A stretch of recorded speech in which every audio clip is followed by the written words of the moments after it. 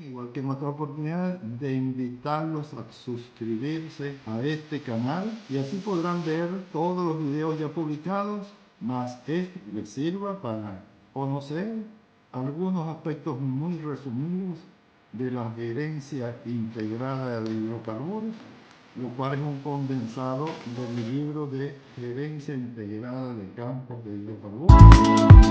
Pero muchos se preguntan, ¿pero a qué se debe ese gran aumento del costo de la gasolina y del costo y el precio del gas?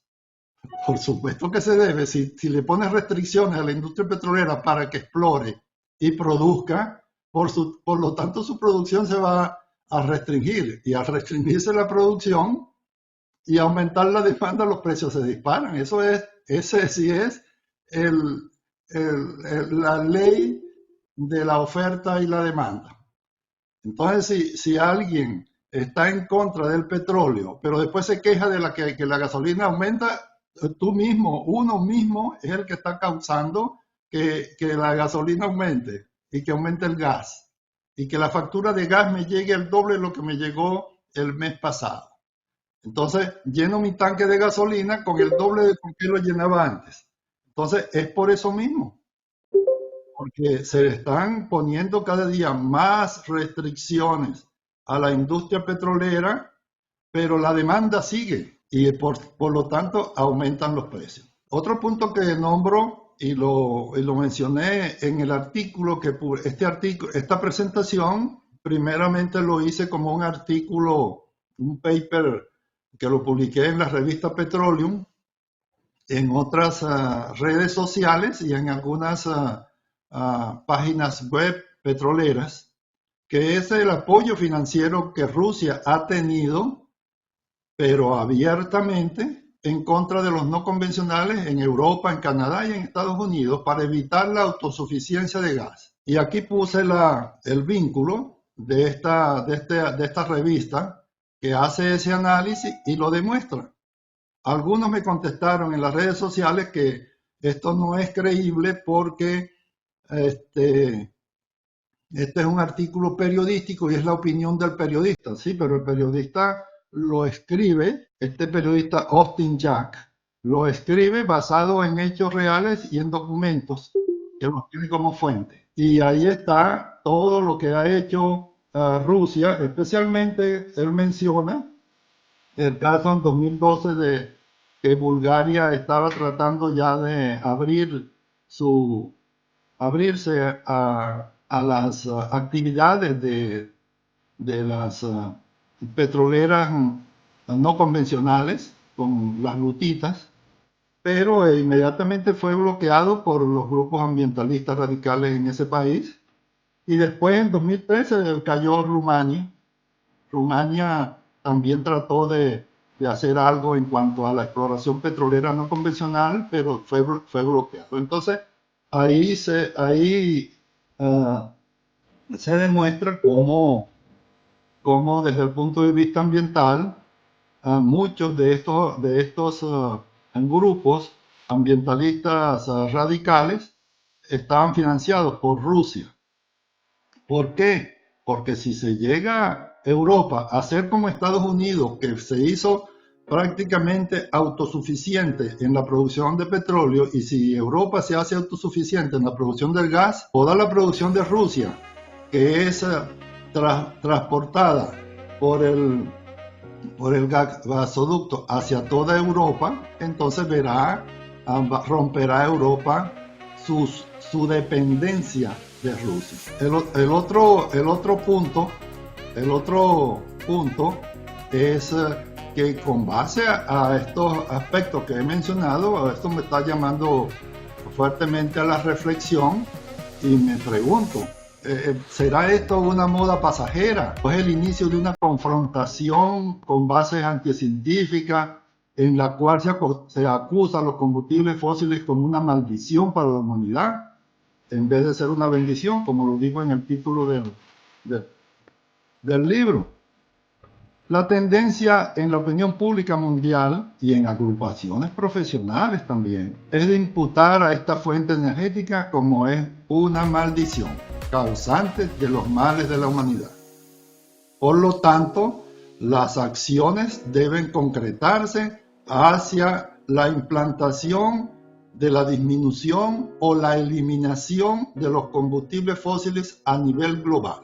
Ya lo vimos en las pancartas, las pocas pancartas que puede poner de las manifestaciones, pero es que hay miles de gráficas y fotos. Si uno googlea la palabra anti-oil and fracking protestas, y ahí se ve la cantidad de manifestaciones. Y es que el caso hasta de Venezuela es patético.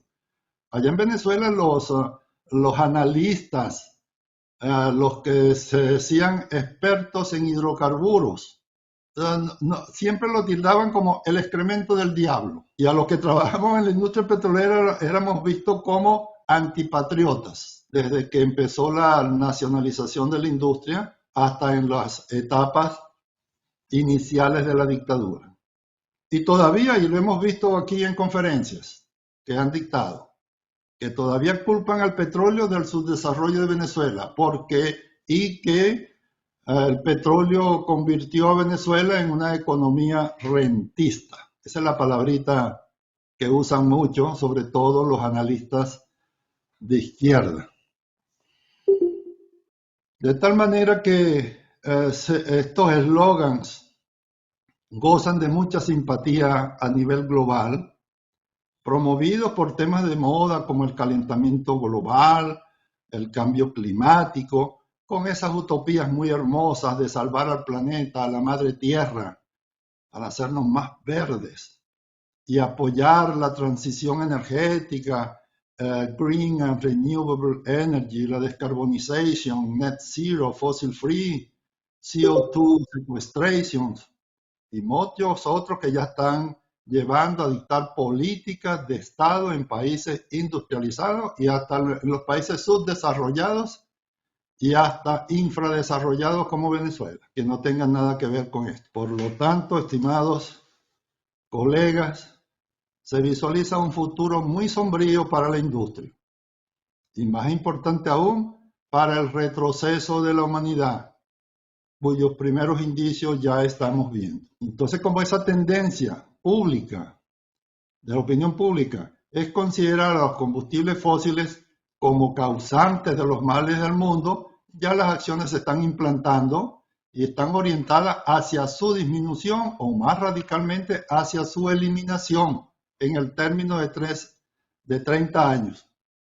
Recuerden que se habla mucho del net zero para el 2050. Entonces yo me pregunto, ¿conocen los promotores, simpatizantes y activistas de esta estrategia y acciones anti-oil los beneficios que ha dado y le dan a la humanidad los combustibles fósiles? Mucha gente simpatiza con esta idea y continuamente tiene amplia divulgación en los medios de comunicación, en las redes sociales, que las naciones deberían de dejar de usar los combustibles fósiles para salvar al planeta del calentamiento global supuestamente producido por el CO2.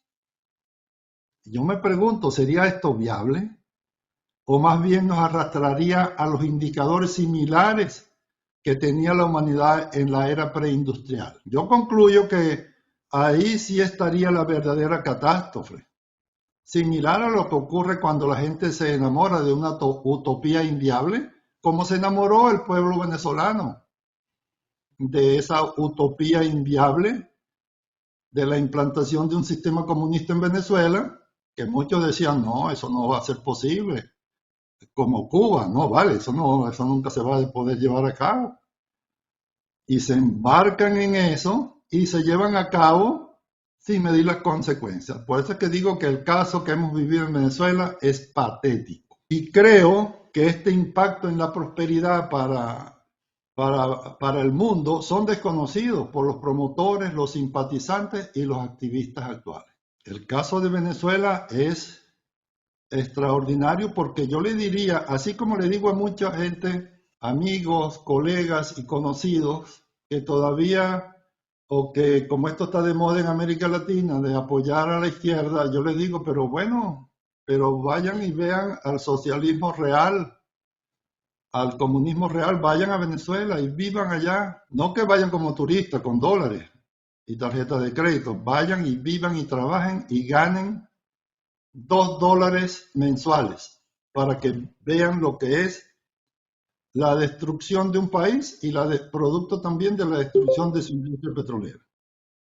Por lo tanto, yo reitero acá que el objetivo para esta conferencia es exponer la bendición y los beneficios que han tenido los hidrocarburos para el progreso de la humanidad y para el bienestar de la vida moderna, los cuales no son tomados en cuenta por sus propuestas actuales de eliminación de los combustibles fósiles con sus consignas de moda. Paren el petróleo, no nuevo petróleo, net zero, la transición energética y muchas otras. Eso me hace retrotraer a mis épocas de estudiante de secundaria y en la universidad, donde era muy común tener esa utopía y esa cuestión tan bonita donde se decía que el socialismo es lo que va a acabar con la desigualdad y la implantación de una nueva era en el mundo de felicidad. Entonces, ¿quién no se va a embarcar en una campaña de esa? Es lo mismo que está pasando ahorita. Yo lo repito como que es un déjà vu que ya está ocurriendo de algo que ya pasó. Entonces, aquí veo, conocen los promotores, sobre todo estos jóvenes, adolescentes y estos grupos de manifestantes en grandes manifestaciones en Estados Unidos, en Canadá, en Europa, en el Reino Unido. Lo conocen cuáles son los beneficios que ha dado los combustibles fósiles, especialmente la industria petrolera, a la humanidad. Yo creo que no lo conocen.